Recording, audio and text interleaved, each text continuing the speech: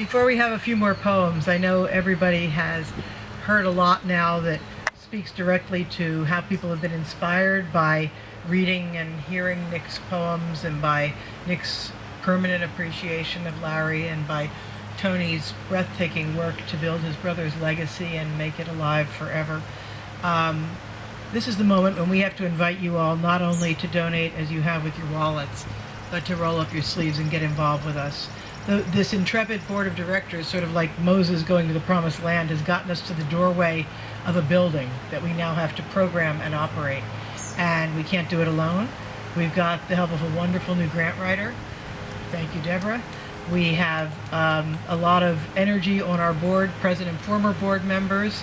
And what we need now is people to step up and say, I'll throw in a few hours with your committee. I'll help figure out maintaining the garden, or setting up school programs, or what will a summer camp look like one day a week, or what kind of haiku programming do we want to bring in, and how do we meet with teachers in Camden and get on all the school lists. So we have a gazillion little jobs, and every one of you knows someone who knows something, or knows something inside yourself. So this is the moment when, if you can put in a few hours here and there, leave your name on our sign-up sheet, and we will reach out and would really love your help.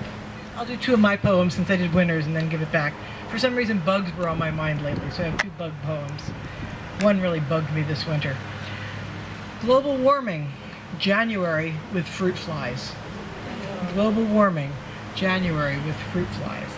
And the other was just a few nights ago in a spectacular firefly show out in the country. Fireflies in the evergreens, Christmas in June. Fireflies in the evergreens, Christmas in June.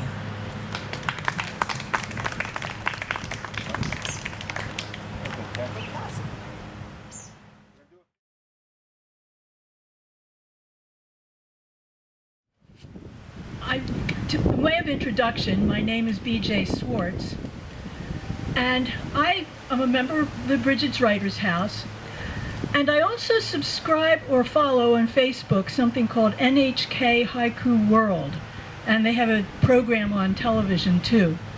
And on their website, they ask people to let them know what introduced you to haiku. I responded. Prowling the graveyard, stumbling on the tombstone of Nick Virgilio. Prowling the graveyard, stumbling on the tombstone of Nick Virgilio. I have a bottle of iced tea with me, and I made it this morning, and I wrote this. Summer afternoon, a bottle of herbal tea, Candy Cane Lane. Summer afternoon, a bottle of herbal tea, Candy Cane Lane. And for those of you who don't know, that's the Celestial Seasonings Christmas time. And I'll just read one more. Two more. Okay, Rock. It's a sad day in Camden the other day when I read about Camden High School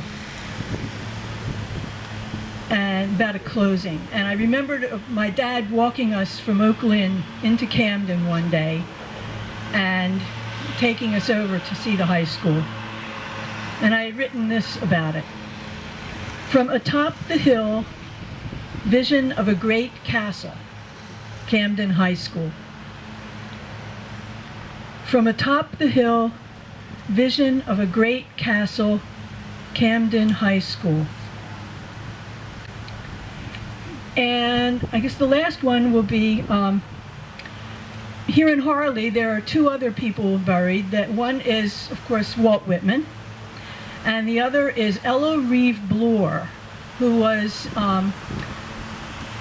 she was a social activist, one of the founding members of the American Communist Party, and she knew Walt Whitman as a kid. And her autobiography inspired Woody Guthrie to write the 1913 massacre. So I wrote this. From Walt to Woody, through the words of Mother Bloor, voice of the people. From Walt to Woody, through the words of Mother Bloor, voice of the people. Thank you. The spotted hawk swoops by. There you go. And complains of my gab and my loitering. Yeah. I too am not a bit tame. I too am untranslatable. I sound my barbaric over the rooftops of the world. Yes, sir. Yes, sir.